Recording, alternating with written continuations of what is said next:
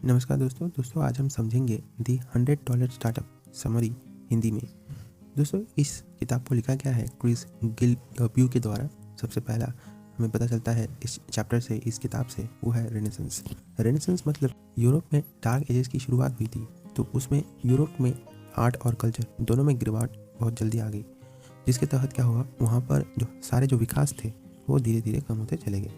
उसी प्रकार जब वहाँ के जो डेवलपमेंट में, वहाँ से प्रगति में भी बहुत ज़्यादा डेवलपमेंट जो था वो कम हो गया। फिर आया यूरोप में रेनेसेंस के तहत वहाँ पर आर्ट में, वहाँ पर लिटरेचर में, वहाँ पर साइंस एंड टेक्नोलॉजी में चरम विकास आ गया था। तो दोस्तों सबसे पहला जो चीज़ हमें इस किताब से सीखने को मिलता है वो है स्टार्टअप कल्चर। यानी कि आज के दिन आप देख रहे हो कि सैकड़ों हज़ारों स्टार्टअप्स आ रहे हैं और बंद हो रहे हैं। तो क्या सही तरीका है एक स्टार्टअप शुरू करने का, कैसे आप शुरू कर सकते हैं? और स्टार्टअप शुरू करने के लिए आपको सिर्फ $100 चाहिए होगा, जिससे कि आप एक अच्छे स्टार्टअप शुरुआत कर सकते हैं। तो दोस्तों लेसन नंबर 1 है कन्वर्जेंस। यानी कि स्टार्टअप शुरू करने के लिए आपके पास इंटरेस्ट होना चाहिए। जैसे कि आपको 3 इंटरेस्ट है। पहला है कि गाने सुनना या फिर गाने लिखना। लेकिन इसके ऊपर अगर आप ब्लॉग या फिर वेबसाइट में अगर लिखना शुरू करें तो क्या पता आप इसमें एक्सपर्ट ना हो, आप इसमें बिगिनर हो, जिसके तहत लोग आपके शायद गाने पसंद नहीं करेंगे, क्योंकि उसमें भी बहुत सारी चीज़ें ध्यान में रखनी पड़ती है। इसलिए इसको हम सक्सेसफुल नहीं कर सकते। इसमें आपको अपना टाइम देना पड़ेगा और फिर कुछ सालों बाद आप इसमें अच्छा काम कर सकते हैं। दूसरा चीज़ है जॉगिंग, जिसमें भी शायद आप ज़्यादा कुछ लिख नहीं सकते ब्लॉग में। तीसरा है solving previous year maths, history या इंग्लिश क्वेश्चन पेपर। यानी कि अगर आप पिछले सालों के मैथ्स, हिस्ट्री और इंग्लिश के क्वेश्चन पेपर सॉल्व करना शुरू कर दें तो इसमें आप काफ़ी कुछ सीख सकते हैं। और आपके वेबसाइट में ज़्यादातर आपके जो टारगेट रहने वाले हैं वो स्टूडेंट्स होने वाले हैं क्लास 9 to 12 के ज़्यादातर।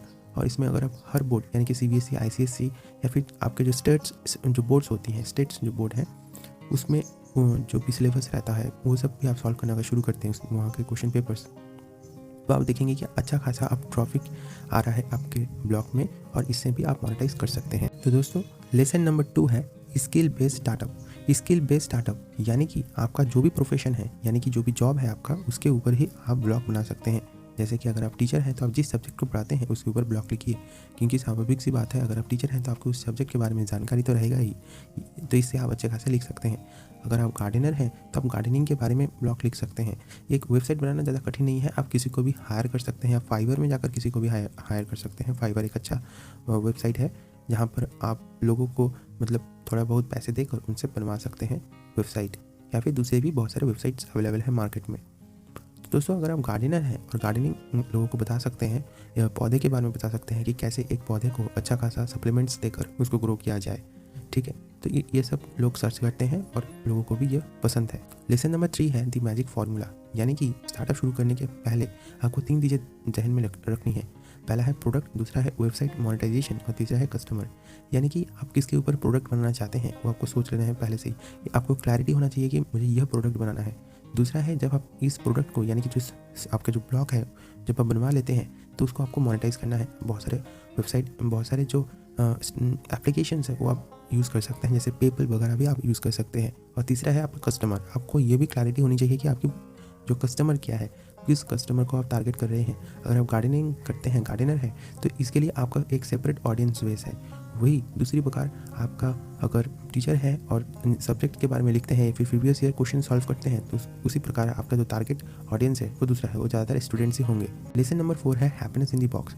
यानी कि आपके प्रोडक्ट में कुछ ना कुछ ऐसे वो कैन से इम्पल्स जनरेट करना चाहिए आपके प्रोडक्ट को। जैसे कि किसी व्यक्ति ने अगर चिप्स की जो पैकेट है वो ख़रीदा है तो उसमें उसको अच्छा डिज़ायर आता है कि चिप्स खाने को मिलेगा, एक हैप्पीनेस इम्पल्स तैयार होता है। उसी प्रकार किसी ने जूते खरीदे हैं तो जब अमेज़ॉन में बुक किया है जूते, घर में आ गया जूता, उसका जो पैकेट, तो वो जब खोलता है उसमें एक हैप्पीनेस जनरेट होता है कि वो पहन सकता है। दूसरी प्रकार जैसे स्मार्टफोन है, तो किसी ने अगर स्मार्टफोन की जो पैकेट जब खोला है तो इसी प्रकार एक इम्पल्स जनरेट होता है कि स्मार्टफोन है। उसी प्रकार आपकी जो प्रोडक्ट है वो इसी प्रकार कोई ना कोई इम्पल्स जनरेट जरूर करनी चाहिए, तब जाकर वो सक्सेसफुल होगा। लेसन नंबर 5 है ऐड वैल्यू। आपकी प्रोडक्ट कोई ना कोई वैल्यू जरूर ऐड करें, ये आपको ध्यान में रखना है। जैसे एग्जाम्पल के लिए गूगल किसको सर्व करता है, गूगल का कौन कौन मार्केट, मतलब कि कौन कौन से ऑडियंस है। गूगल के लिए ऑडियंस दोनों ही है, एक है कंज्यूमर, एक है क्रिएटर। और सबसे वैल्यू कौन सा ऐड करता है गूगल, वो है इन्फॉर्मेशन। क्योंकि देखिए आप गूगल में जाते हो, सर्च करते हो, आपको जो भी चाहिए आप उसको देख लेते हो। गूगल सबसे बड़ा सर्च इंजन है दुनिया का। उसी प्रकार जो क्रिएटर है, बहुत सारे लोग जो ब्लॉग या वेबसाइट लिखते हैं वो गूगल को यूज़ करते हैं एज ए क्रिएटर पर्सपेक्टिव से, यहाँ से पैसे भी कमाते हैं। तो जो गूगल है वो 2 वेज में काम करता है, वैसे एक कंज्यूमर के लिए, एक क्रिएटर के लिए। लेकिन आपके लिए कौन सा होगा? आपके लिए आप क्रिएटर हो, और उसी प्रकार इन्फॉर्मेशन की जगह आपकी अलग अलग वैल्यू होनी चाहिए, आपके प्रोडक्ट में यूनिक वैल्यू होनी चाहिए, तब जाकर ये सक्सेसफुल होगा। लेसन नंबर 6 है स्टार्ट विथ 6 स्टेप्स। इस 6 स्टेप से शायद शुरू करें। आपके पहले तो आपके प्रोडक्ट बनाएं, दूसरा है प्रोडक्ट बनाने के बाद उसके एक ब्लॉग पोस्ट करें, एक वेबसाइट बना ले, उस प्रोडक्ट के बारे में लिखें, और तीसरा है गिव ऑफर टू पीपल, लोगों के बारे में बताएं। जैसे आजकल चला है मनी बैक गारंटी, कि ये प्रोडक्ट अगर आपको नहीं अच्छा लगा तो आप पैसा वापस दे सकते हैं, ये भी बहुत बड़ी चीज़ है। नंबर 4 है payment method to monetize your website, यानी कि वेबसाइट को मोनेटाइज कैसे करें। आप पेपल या फिर दूसरे ऐप्स यूज़ कर सकते हैं अपने वेबसाइट को मोनेटाइज करने के लिए, क्योंकि पेपल जैसे वेबसाइट आपको ये सुविधा प्राप्त करवाती है कि आपके प्रोडक्ट अगर अब्रॉड में, अगर विदेश में भी लोग यूज़ करें तो वो भी आपको पेमेंट कर सकें। नंबर 5 है introduce your product through advertisement, यानी कि लोगों तक अपने प्रोडक्ट को पहुंचाइए एड्स देकर। इसके लिए आपको पहले से ही अपने जो बजट डिसाइड करके रखना पड़ेगा कि इतना बजट है एडवर्टाइजमेंट के लिए, प्रमोशन के लिए, जिसको PR कहते हैं। नंबर 6 है repeat the above steps 1 to 5, यानी कि 1 से लेकर 5 तक ये स्टेप फिर से रिपीट करिए। दोस्तों उसके बाद है लेसन 7, यानी कि फॉलो योर पैशन। जैसे कि आप देख सकते हैं, सबसे पहले अगर आपको घूमने का शौक है, जगह जगह जाने का शौक है, तो आप एक ट्रैवल ब्लॉगर बन सकते हैं या फिर ट्रैवल ब्लॉगिंग कर सकते हैं, यानी कि आप यूट्यूब में भी वीडियो बना सकते हैं और साथ ही साथ आप ब्लॉग भी लिख सकते हैं। लोगों को दूसरे जगह जाने से पहले सबसे ज़्यादा जो आदत है आजकल जो बढ़ रही है वो है उस जगह के बारे में सर्च करना कि क्या मिलता है, क्या खाने को मिलता है, कौन कौन सी जगह है। अगर आप पहले जा चुके हो उस जगह पर तो यूनिक प्लेसेस को फिगर आउट कीजिए, ऐसे जो खाना जो है, ऐसे होटल्स जो है उसको फिगर आउट कीजिए और लोगों को बताइए जो लोगों को नहीं पता। इससे कि आपके जो यूनिक फीचर्स ऐड हो जाएंगे, आपके पास यूनिक क्वालिटी हो जाएगी और लोग आपके जो ब्लॉग है उसको प्रेफर करेंगे ज़्यादा देखने के लिए, अगर सच में वहाँ पर कुछ यूनिक चीज़ें हैं।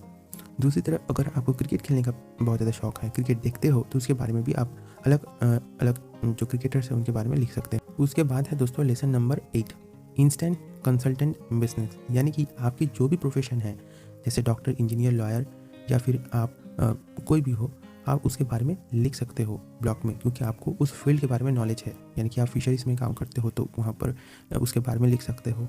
आप एक HR मैनेजर हो, उसके बारे में आप लिख सकते हो। आप इंजीनियर हो, आप उसके बारे में ब्लॉग लिख सकते हो, जो आप काम कर रहे हो आपको पास नॉलेज है। इसी प्रकार आप अपने निश पर, अपने स्पेसिफिक जो आपका निश है, जो टारगेट है, आपके पास जो पहले से ही नॉलेज मौजूद है उसके बारे में लिख सकते हो, और इसको ही कहते हैं कंसल्टेंट बिजनेस, यानी कि आप कंसल्टेंट बन सकते हो क्योंकि पहले से आपके पास वो नॉलेज है। नंबर 9 है द रोमिंग एंटरप्रेन्योर। ऐसे भी लोग हैं जो ब्लॉग लिखते हैं और जगह जगह घूमते भी हैं, क्योंकि आप किसी भी जगह पर जाकर सिर्फ आपको बस इंटरनेट कनेक्शन ही चाहिए और आप वहाँ से ब्लॉग लिख सकते हो और पैसा कमा सकते हो। इसलिए ऐसे लोगों को रोमिंग एंटरप्रेन्योर कहते हैं, जो जगह जगह घूमकर, जैसे सिंगापुर हो गया, बाली हो गया, मलेशिया हो गया, पेरिस हो गया, जगह जाते हैं, घूमते हैं और ब्लॉग भी लिखते हैं कहीं से भी और पैसे कमाते हैं।